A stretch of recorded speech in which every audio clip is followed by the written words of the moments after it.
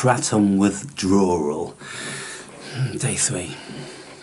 So yesterday a friend of mine sent me a link to Reddit, people speaking about Kratom withdrawals. There's some hellish stories on there. People that were taking 50 or 100 grams a day. It says in the literature in relation to Kratom that anything over 25 grams a day is abuse. I was taking about 8 or 10 grams, and so I was well in the realms of moderation. And also what I was always doing, I was never sticking to one strain, which is very important. I always used to alternate between 6 strains. Generally, at the very least 3 strains. Even if I only had 3 strains, because I used to buy 2 bags of 250ml and get one free. So I'd have 3 different strains, but then I would make another 2 strains out of the 3 strains by putting this one with this one and this one with this one. So then I would have 5 strains. So very important always to keep the body guessing in that respect, because that way you don't need more and more and more, you see. That's the thing, our bodies get build up a dependency on it, and then we will end up in the realm of abuse. So people talking about 40 days and, you know, just managing, starting to sleep through the night, and you know, all the horrors of restless leg syndrome and depression and anxiety and a whole bunch of stuff. When we get into the realms of addiction, of course, we enter into very, very precarious environment, paradigm of consciousness, because we're all susceptible at different levels. Now, fortunately in my life, I don't seem to have too much of an addictive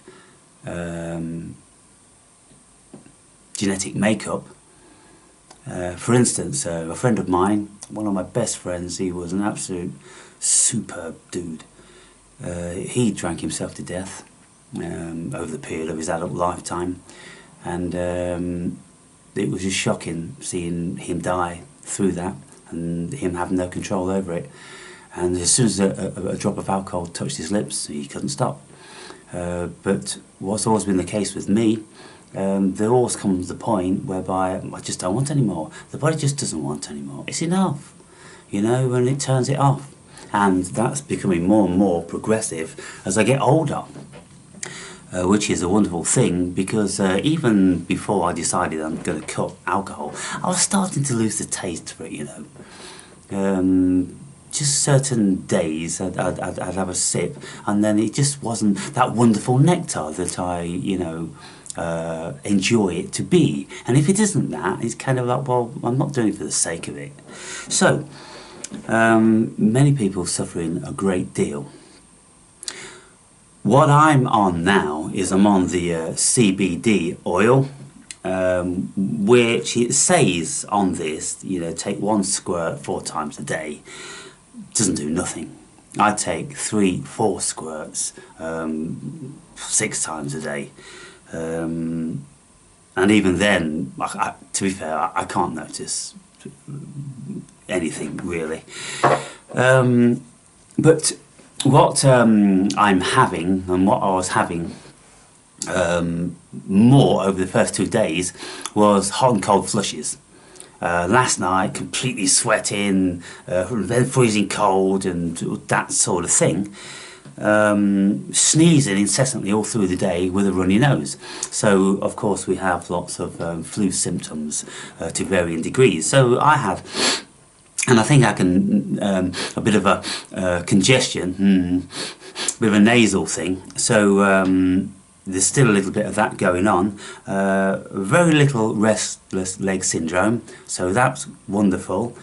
I went to bed last night, 11, woke up, closed about 2 o'clock. I had to get up until 4 o'clock, then I went back to bed. And what I did before I went to sleep last night is I drank 5 grams dry of Amanita Muscaria, in half a pint of warm water, and within 20 minutes I was absolutely in complete sobriety. I felt fully awake and alive with no withdrawal symptoms at all. I'm like, wow. Because this Amanita Muscaria is supposed to be an unfathomably wonderful miracle fungi. There is somebody on YouTube, and she's also got the main channel on amanitadream.net. She talks about anything that you'd ever really need to know about Amanita Muscaria. She started on it, I don't know, 6 years ago through illnesses she had, and she proclaims that it's been a miracle, God saver for her. So she communicates with people all over the world, and she's got a bit of a business going, and so she knows a lot about it. And but I've watched lots of her videos in the past, and I couldn't be bothered to, work out what the dosage was and this, that and the other. But I know from what I've taken with Amanita in the past what effects I had, and then I've heard that kind of like 5 grams, the average sort of dose for making tea. So I thought, okay, well, I'll try that to see what happens with my batch. Now, that result was, well, it was great. And so then I took 4 shots of CBT to bring me down, CBD, so then I went to sleep and had no problem for 3 hours, and I never had any dreams at all. I was expecting to be dreaming quite prolifically on the Amanita. I wasn't. Then when I woke up at 2 AM and I went back to bed at 4, I drank half a pint of motherwort, which is what I drank on the first night, and I was thinking that my dreams were attributed to that, but I never had any dreams at all on that. So my dreams must have been attributed just to the withdrawal, just because the body was more awake than it usually is, on the border of being awake, and so therefore you remember your dreams, because whatever dreams we have, they're just bizarre, aren't they? And whenever we get ill, whenever our bodies are out of sorts, then we seem to dream more, but I don't think we do. I just think we're more aware of the dreams. So, no dreams on Amanita Muscaria, no dreams on motherwort. CBD, I didn't sleep any more profoundly on that than I did on the motherwort. When I got up, and I think probably I went to bed about 4:30, and then I lay in bed waiting for sleep to come about, and I heard the chimes of 5 AM from the church next door. And then I woke up about 8:15, so I had 3 hours good sleep there, and woke up feeling fresh. Then I'm monitoring the body and thinking, I feel a little bit, withdrawn, and so I drank another 5 grams of Amanita, and I've just had 4 shots of CBD. And the withdrawals for me, it's kind of like a bit of an anxiety sort of feeling, and I'm not the sort that feels anxious about too many things, but of course I know what feeling anxious feels like, because I've had it very, very profoundly many times in my life, in big ways. But generally I'm not an anxious sort of person. The average living doesn't make me anxious, so got that sort of feeling, and it's kind of like a hunger feeling, but you don't have an appetite to satiate that, and I don't feel like I can be bothered to go to the gym. I'll see how I go. Maybe, because people say exercise helps. And so maybe I'll just think, well, it's a rainy day. I'll just walk. I'll make a video on the way. I'll go to the gym. I'll do a bit. And if nothing else, it's going to pass some time. But I'm not suffering. I can't claim to be suffering when I read how people really are suffering. And I think, to be fair, after today I'll be completely free of it. And so, hot and cold fluctuating, like now, I'm sweating again now. You know, just because I'm drinking a bit of coffee, all of a sudden that's raised the body temperature enough to make me sweat. And so by the time I finish this, then I'll be cold again and I'll be putting a sweater on.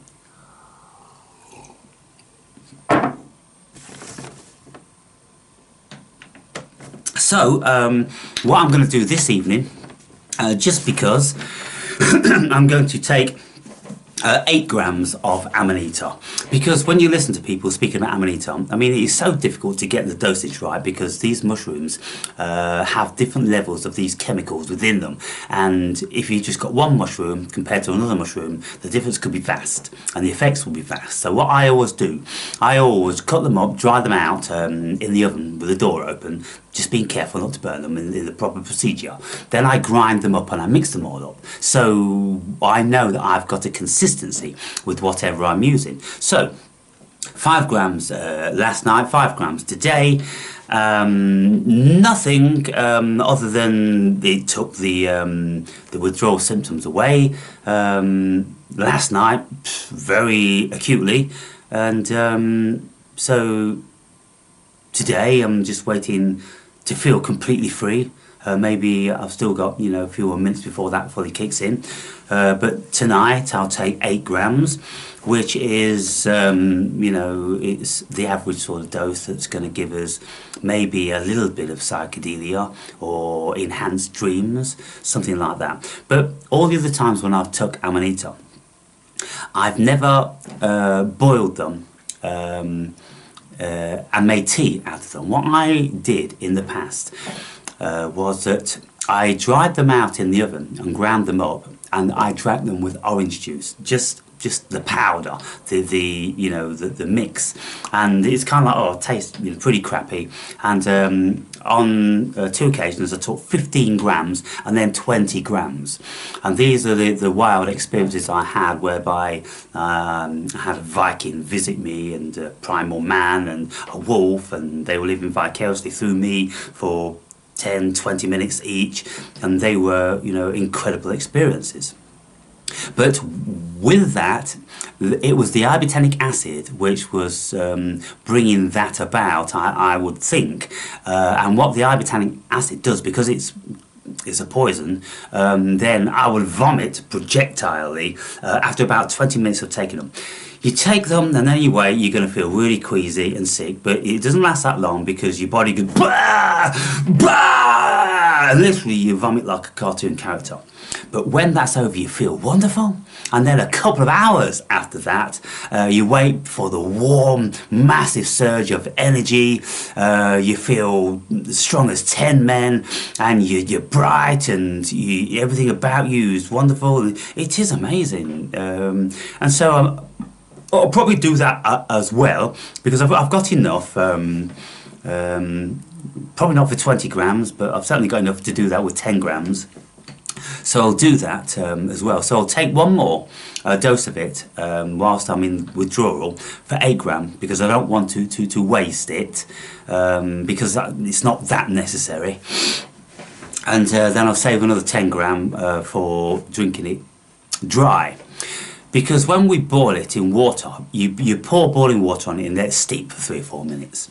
Then that is supposed to reduce the ibotenic acid a little bit more. Then just remains the muscimol, and the muscimol is what makes you feel nice and chilled without getting psychedelic and, you know, having any adverse sort of like delirium or crazy experiences. But again, you know, there's no real science on this mushroom. People now are just starting to study it and discerning that it's an incredible thing. And it's weird, because when you look at psilocybin mushrooms, you pretty well know what you're going to get. You know, they don't vary in their potency from mushroom to mushroom. Species to species does, but not mushroom to mushroom. What you know, you pick one, you pick another. It's all the same sort of thing. And you know, you pretty well know what you're going to get, gauging by the amount of dosage that you take. But Amanita, you know, depending on the batch and how old they are and all these different things, it's a bit of you know, pot luck. So okay, hot and cold flushes. I'm not sneezing today. I think I sneezed once this morning.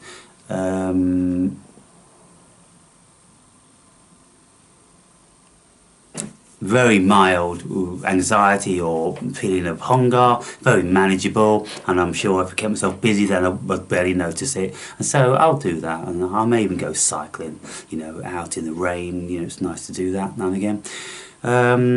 And so, yeah, you know, well, you see, when we have little challenges like this in life, it gives us an opportunity to face ourselves and to try different substances and, you know, to see what works. Because I've been wanting to take my Amanita since when I picked them last fall.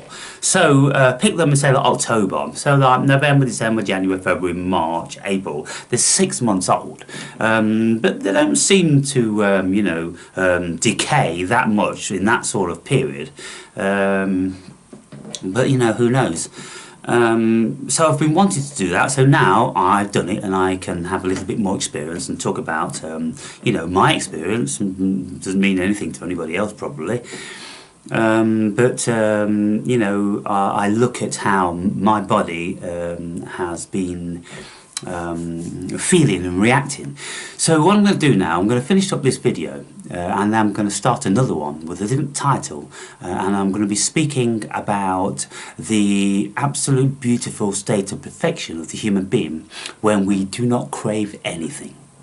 And when we're kind of like in a Buddha state of mind and being, of purity. There is the kingdom of God, people. So I'll speak about that in the next video.